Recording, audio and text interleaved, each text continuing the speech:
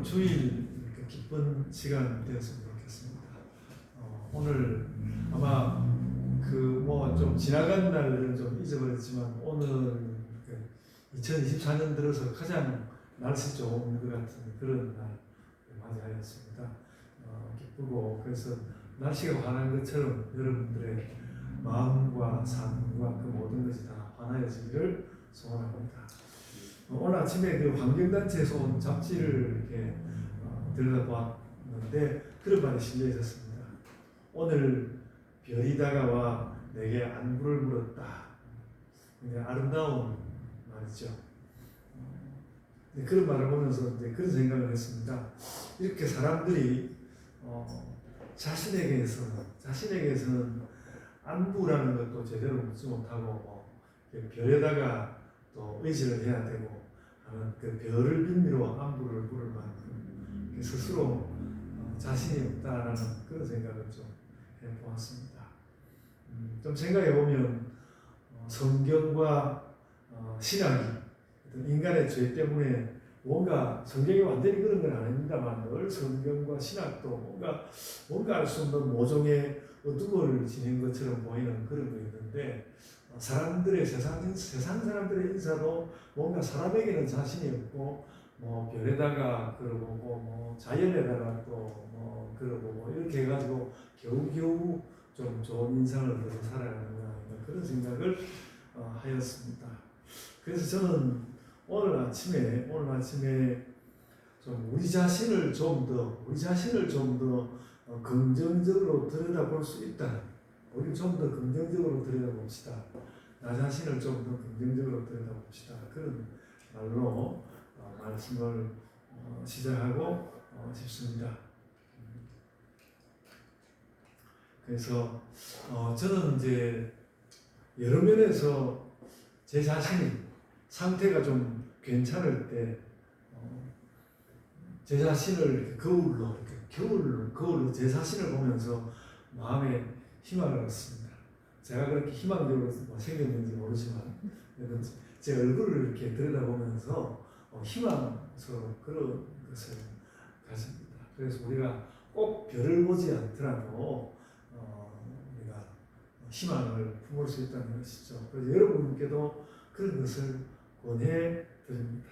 내가 최선의 삶을 살고 저는 뭐 올해는 그 사순절이 시작하는 시기로부터 중간중간 조금의 실수가 있었다고 해도 사순절을 시작하고 이제 다음 주일 우리가 성령 강림주일을 맞을 텐데 그 사이 거의 한 100일 정도 기간을 무척 저 나름대로는 잘 살아온 것 같은 그런 느낌을 갖고 그랬는데 그래서 내가 어떤 최선의 삶을 살고 또 얼굴도 꽃단장 해가지고 거울을 이렇게 들여다보면서 거울에 비친 자신의 모습을 보면서 그 모습에서 소망도 없고 기쁨도 없고 자기 자신에게서 우리가 예수 믿고 오랜 세월 보냈는데 늘 주님 앞에서 저는 뭐 허물 뿐이지요 뭐 그런 것도 은혜가 되기도 합니다만 그러기보다도 꽃단장한 나의 모습을 거울에서 보면서 나의 모습을 보면서 소망을 가지고 그랬으면 좋겠습니다.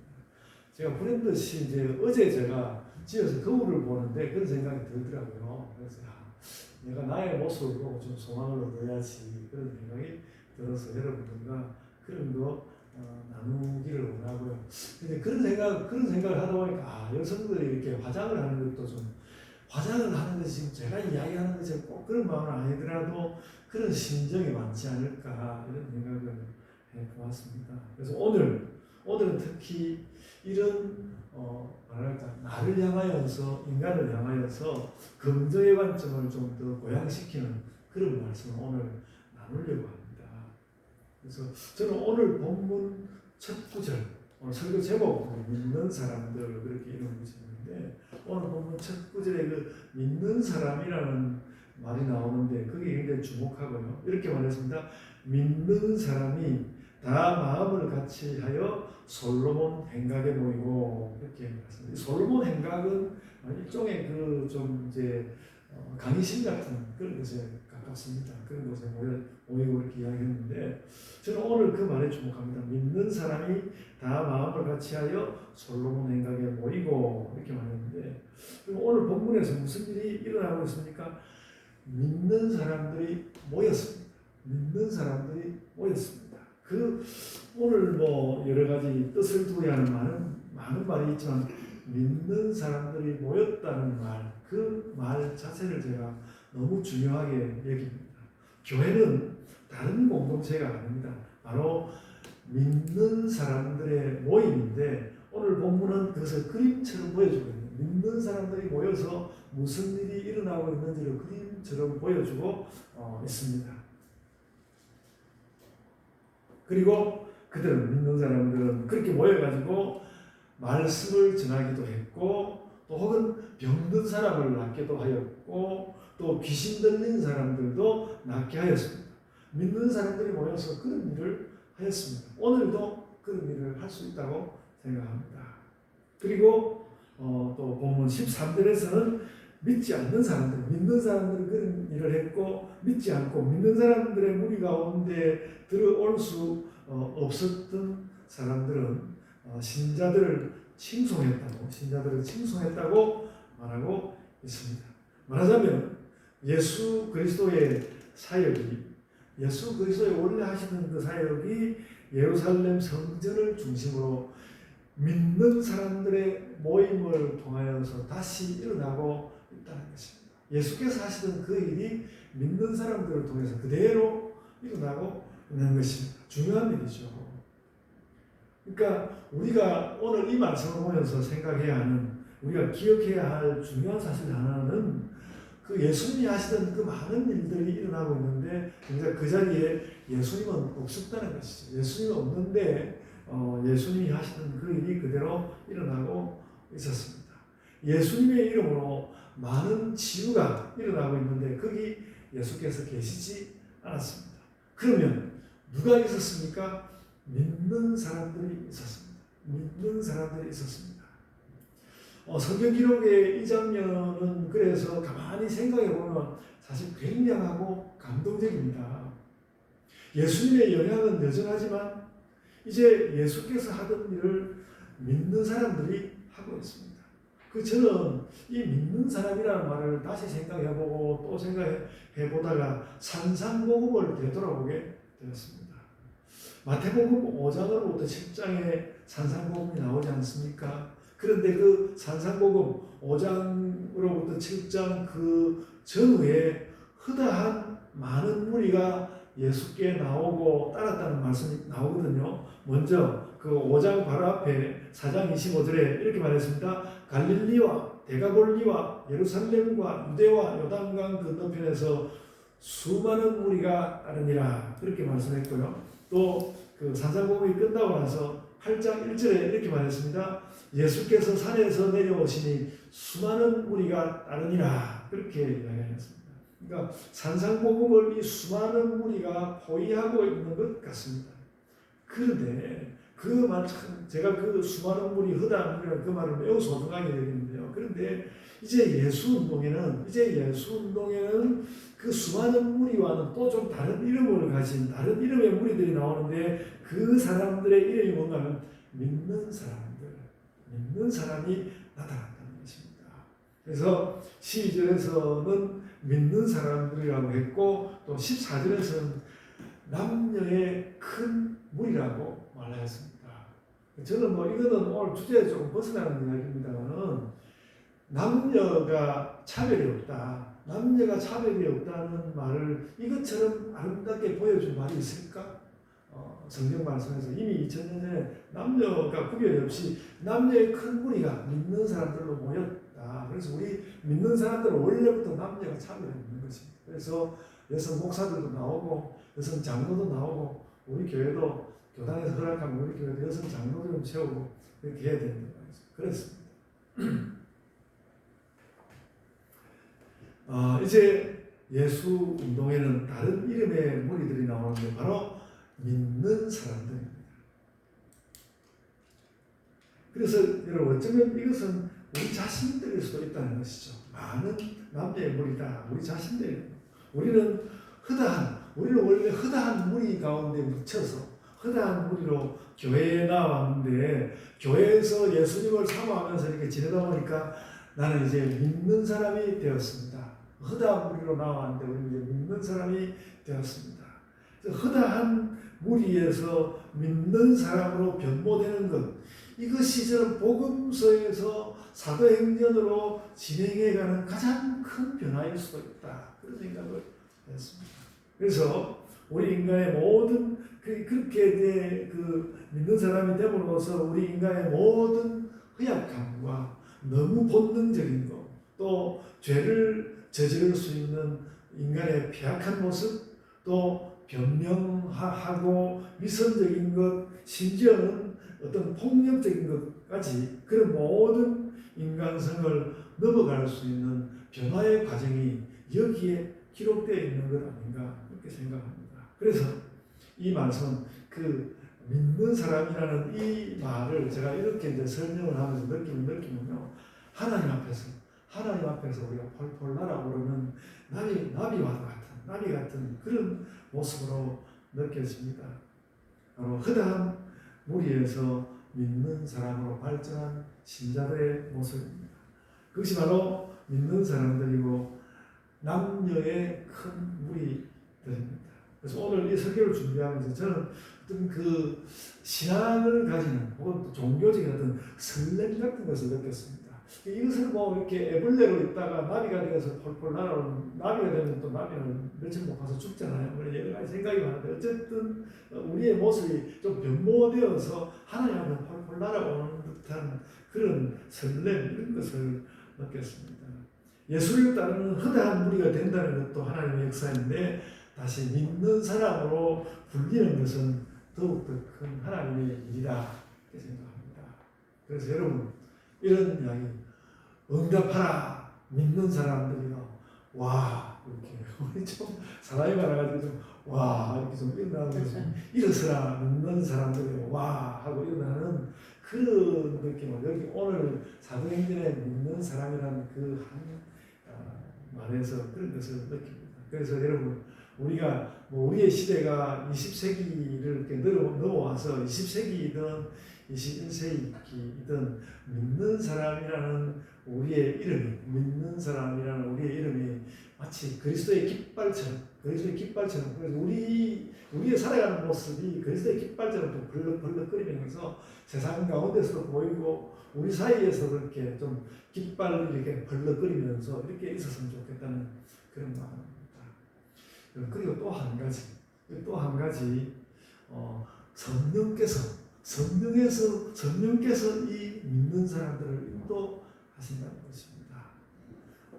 오늘 우리 본문은 직접 성령님을 언급하지 않았지만 사도행전은 완전히 성령의 책이 아니겠습니까? 성령 사역의 책인데 사도행전의 모든 일은 성령님의 역사로 일어나고 있는데 특히 이 믿는 사람들에게 성령께서 역사하시는 것이다. 믿는 사람이 누구냐? 나에게 성령께서 오셔서 성령께서 역사하시는 그런 사람들이다, 이런 것이죠. 그래서 오늘 본문에서 일어나고 있는 일들, 또 이 본문 주변에서 일어나고 있는 일들, 그 모든 것은 예수의 영이신 성령님의 인도를 따라서 믿는 사람들이 예수님이 원래 하시던 일을 연속해서 해나갔다는 것입니다. 그래서 복음의 모든 사역들은 믿는 사람들이 성령의 도우심으로 예수께서 하시던 일을 여전히 해가는 것입니다. 그렇게 말할 수 있을 것입니다. 그래서 여러분, 우리 믿는 사람들이 깃발이라면, 우리 믿는 사람들이 벌럭거리는 깃발이라면 성령은 그 깃발의 능력이라는 거죠. 깃발의 능력입니다. 여러분, 그래서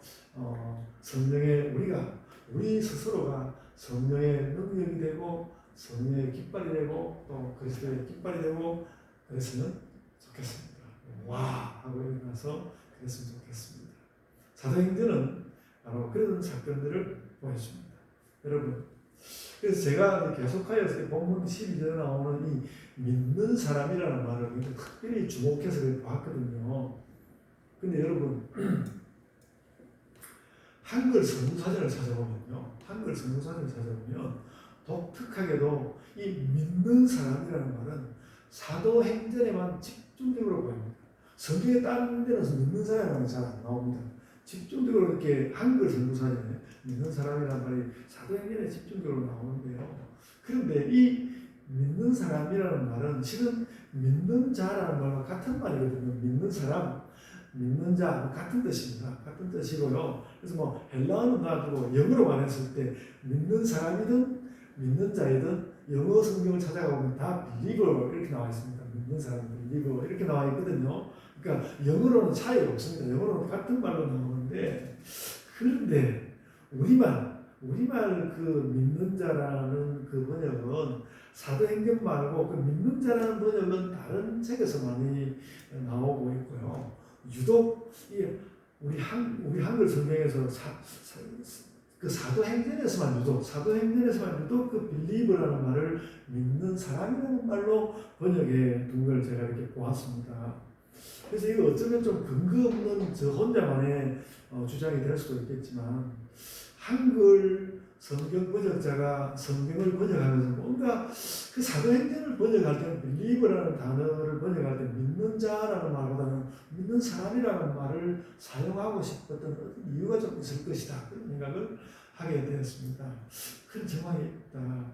그래서 이제 영어로 치면 빌리브라는 그 말을 믿는 자라고 번역할 때는 좀 더 개념성이 더 강하고, 그러니까 구체적인 것보다는 믿는 사람 있잖아, 그 개념적으로 믿는 사람 있잖아, 믿는 자 그런 뜻이 좀 더 강하게 느껴지고요. 이 믿는 자라고 하지 않고 믿는 사람이라고 번역할 때는 뭔가 구체성이 더 강한 것 같다고 느꼈습니다.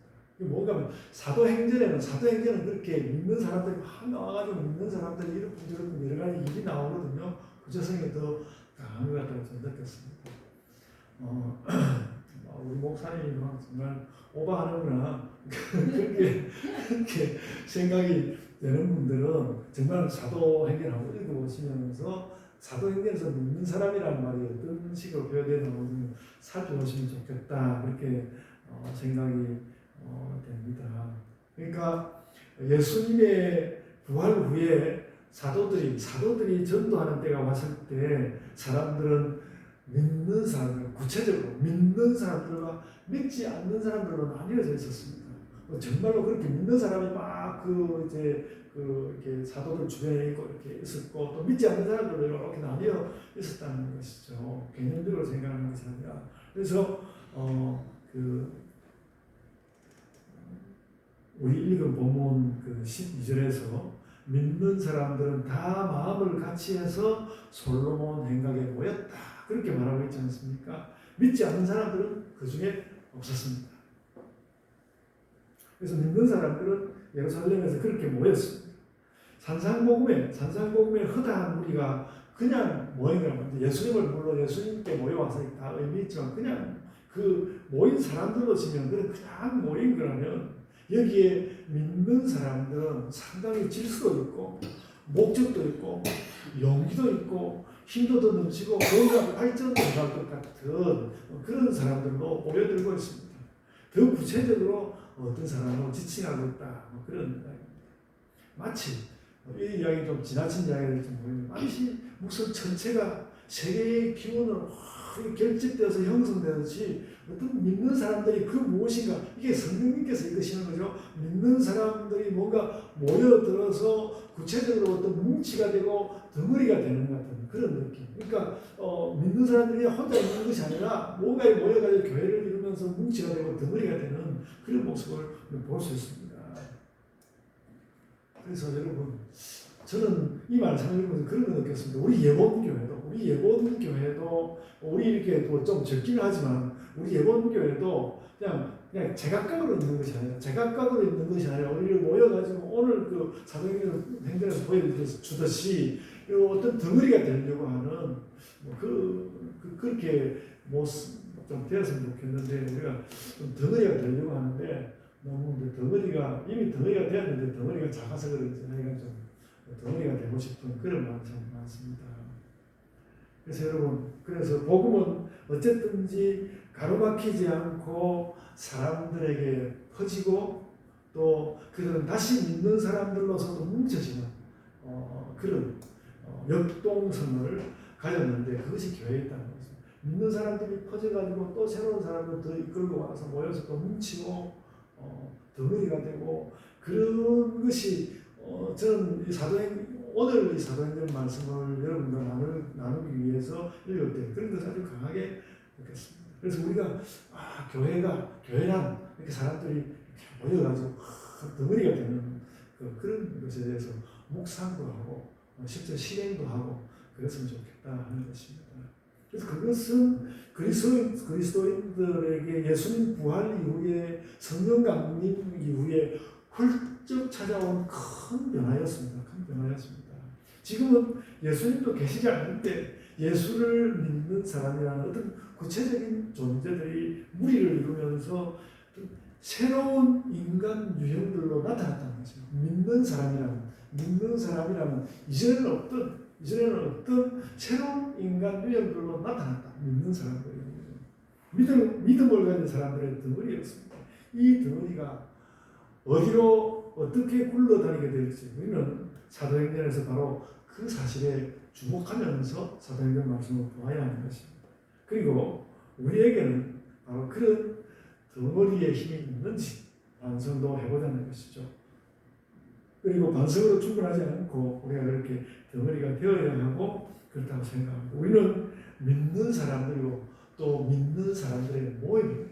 제가 오늘 설교 제목은 믿는 사람들 그랬지만 믿는 사람들의 모임이라는 것도 중요합니다. 이 모임이라는 것은 우리가 덩어리가 되어서 각각 혼자 섰을 때하고 다르게 되었다는 것입니다. 다르게 되었다.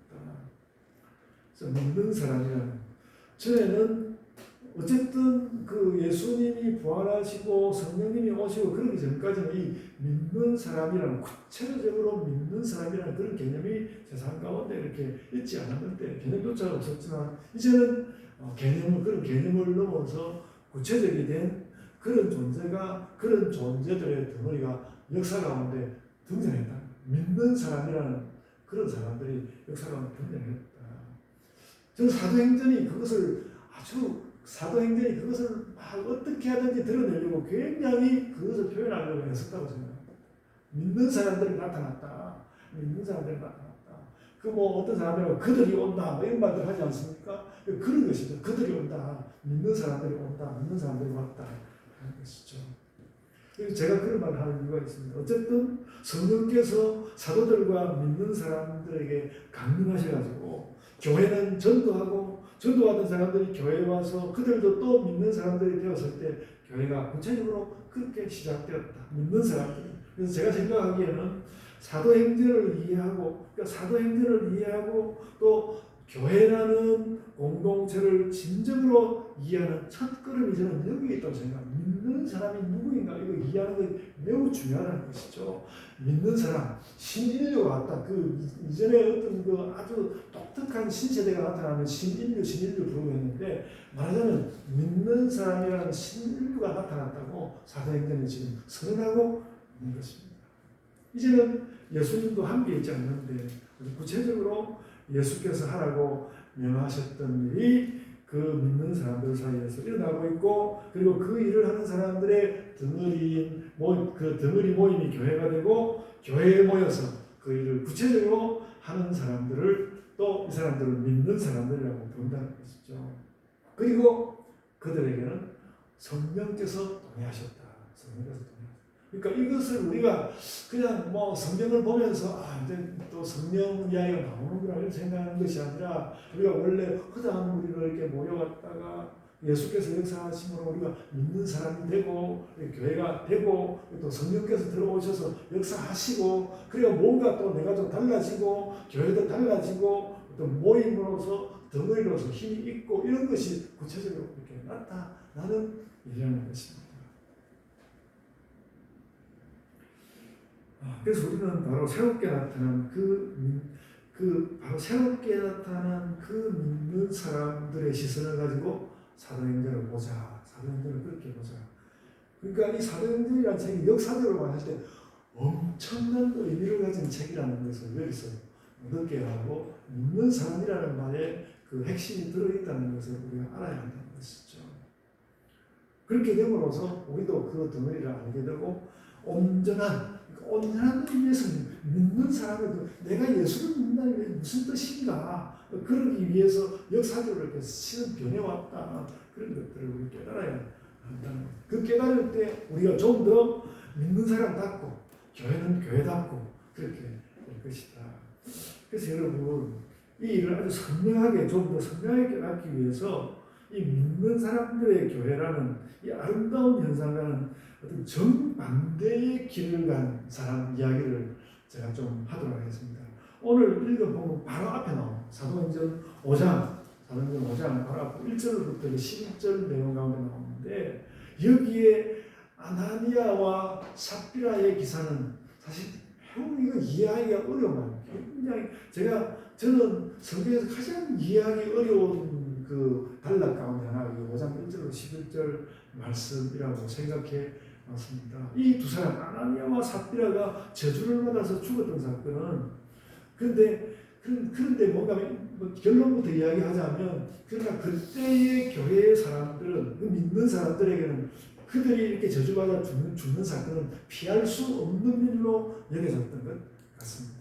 그래서 설명을 하자면 아나니아와 삽비라는 자신들의 소유를 팔아가지고 그 판값을 다 내놓는다고 하면서 교회에 그것을 가져왔는데 그들의 말과는 달리 그 자신들의 소유를 판 것의 일부를 자기들 몫으로 따로 제쳐놓았습니다. 따로 제쳐놓고 다 가져왔다고 이야기했거든요. 제가 자세한 그 내용을 추리하지 않겠습니다. 그들은 교회에 드리겠다고 한 만큼에 해당하는 금액을 가져오지 않았습니다. 가져오지 않고 제쳐놓았습니다. 그들은 그래서 그 잘못으로 교회와 성령의 질책을 받고 두 사람이 다 사망하고 말았습니다.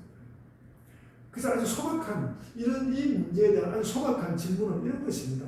그것이 그렇게 죽을 만한 일인가? 그것이 그렇게 죽을 만한 일인가? 그 질문이 던져진다는 것이죠.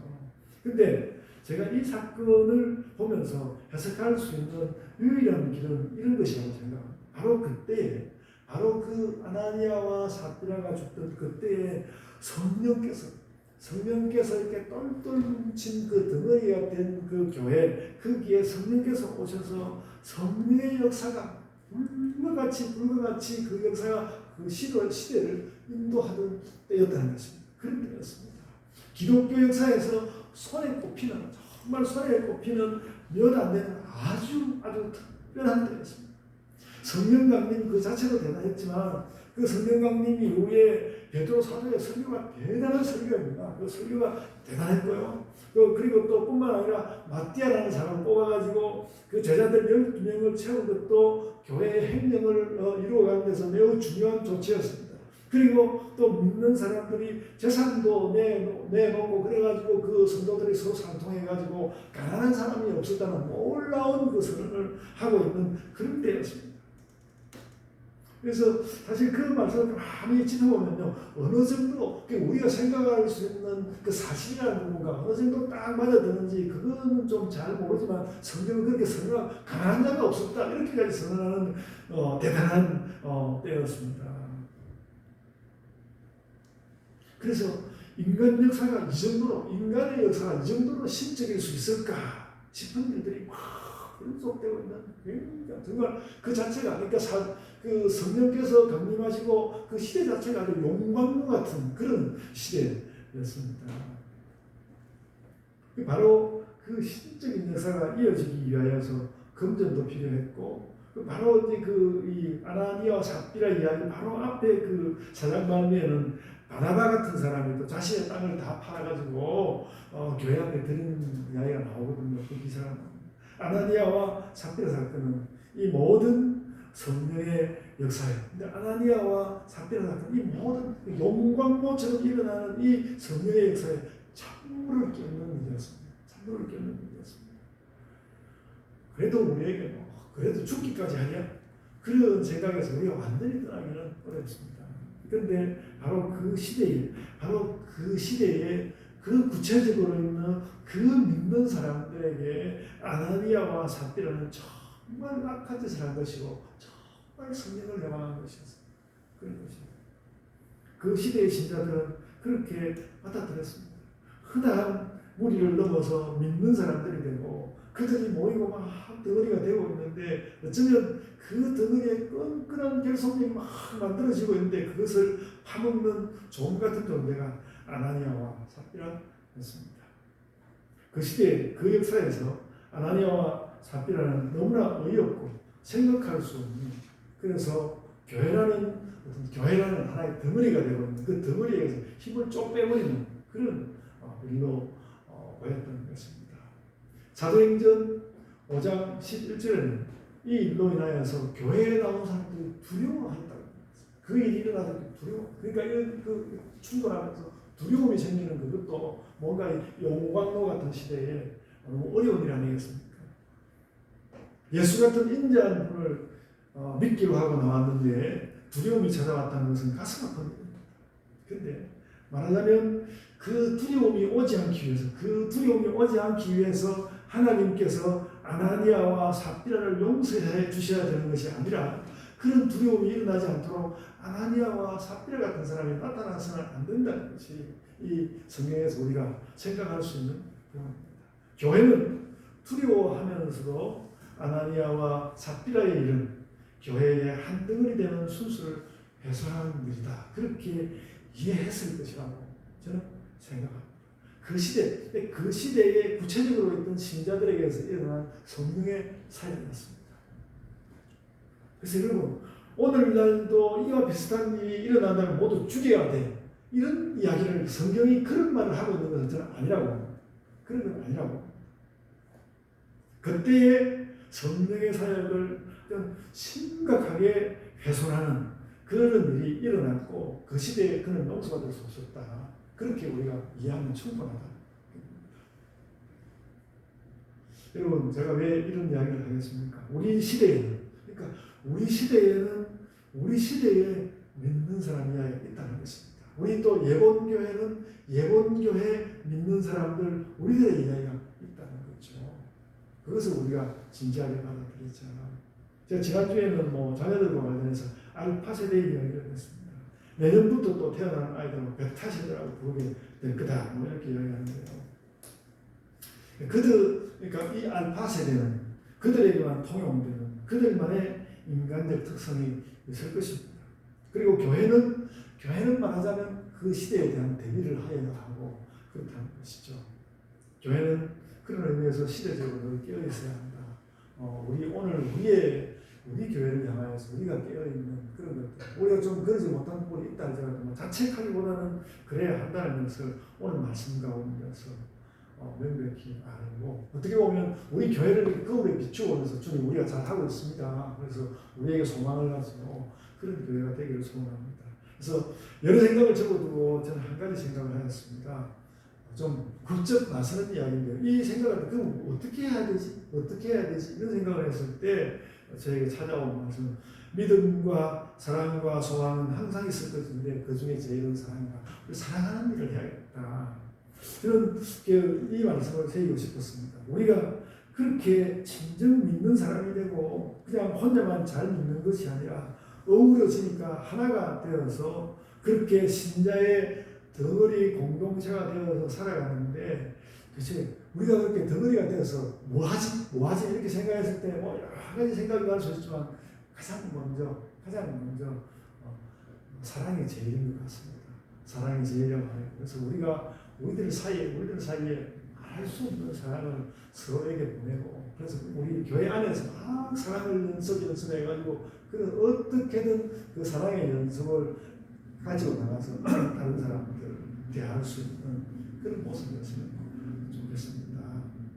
그래서 더 많은 이치를 따지기 이전에 믿는 사람들이 모여서 그들이 덩어리가 되었는데 거기에 사랑이 있더라. 사랑하는 그런 교회가 되기를 소원합니다. 이것이 아마도 그러니까 어떻게 보면 시대의 특성을 잘 모를 때 우리 시대의 특성이 뭐지? 잘 모를 때 그 특성에 대해서 깨닫기 위해서 노력하고 뭔가 준비해가고 있는 그럴 때에 해낼 수 있는 교회일 것입니다. 우리 시대에 정말로 이전과는 달리 뭔가 왜 따로 요청되는 그 무엇이 있는 것 같은데 그걸 잘 모르겠으면 잘 모르는 동안에는 어떻게 할 것입니까? 사랑하면서 서로 사랑하면서 또 사랑을 내보이면서 그렇게 살면서 그 사랑하는 가운데서 뭔가 여유를 좀 얻어서 이 시대를 넘어갈 수 있는 걸 찾고 우리 교회가 작지만 여러분 우리가 정말 사랑을 정말 이렇게 크게 내 마음 깊이 가지면서 거기로부터 좀 여유를 얻어가지고 이 시대를 넘어갈 수 있는 그런 길을 우리가 찾기 위해서 애쓰고 노력하고 그랬으면 좋겠습니다. 그것이 우리의 일인 것 같고 사랑이 넘치는 우리 교회의 일. 그래서 우리가 미래를 향하여서 나가기도 하지만 또 사랑이 넘치는 교회로 그렇게 서 있기를 소원합니다. 아멘. 우리 교회가 어떤 이 시대에 한국 교회, 세계 교회 다 어렵지 않습니까? 어려움에 대해서 응답하는 교회가 되기를 소원합니다. 그래서 여러분 그렇게 함으로써 우리 예본교회가 그냥 다른 것이 아니라 우리 예본교회는 믿는 사람들의 모임으로서 성령님의 인도를 받아서 영광로처럼 성령께서 오셔가지고 우리를 좀 너희는 좀 이렇게 사도행전에 나오면서 너희들도 좀 영광로처럼 좀 되었으면 좋겠다 이렇게 말씀하시는 성령님의 그 탄식하심을 우리가 마음 가운데 받아들이면서 성령님 어떻게 하면 저희가 영광로가 되겠습니까? 그렇게 살아가기를 소원합니다. 아멘. 자, 기도하겠습니다. 주님 감사합니다. 다시 돌아보니 성령을 받은 저 초대교회 성도들은 교회에 그렇게 믿는 사람들이 모이게 되고 그들은 영광로와도 같이 그렇게 훌륭한 교회를 이루어내고 또 새로운 사람들을 모이게 해서 그들도 또 믿는 사람의 회에 또 들어오게 하고 이런 역사들이 있었사오되 주님 저희들도 그런 모든 일들에 대하여서 기도하고 준비하고 또 여유를 얻으면서 서로 사랑하고 이렇게 하면서 우리 교회의 모습을 저희들이 만들어가게 하여 주옵소서. 아버지 하나님께서 늘 저희에게 소망이 되어주시고 그 소망 주시는 아버지 하나님 마음 가운데 늘 저희들이 모시고 삶으로 인하여서 때로는 저희들이 하루를 살고 또 한순간을 감당해내는 우리들의 저희들의 모습을 보면서 그 저희들의 모습 가운데서도 뭔가 소망과 희망을 얻으면서 그래서 뭔가 아버지 하나님께서 우리를 이끌고 가시려고 하는 바 그곳으로 향하여 우리가 힘차게 소망을 가지고 그렇게 달려갈 수 있는 또 지치지 않는 또 독수리처럼 날아오르는 그런 모습들이 저희들 가운데서 넘쳐나게 하여 주옵소서. 믿는 사람들의 모임 우리 예복교회가 되게 하여 주옵소서. 감사하고 예수님 이름으로 기도드리옵나이다. 아멘.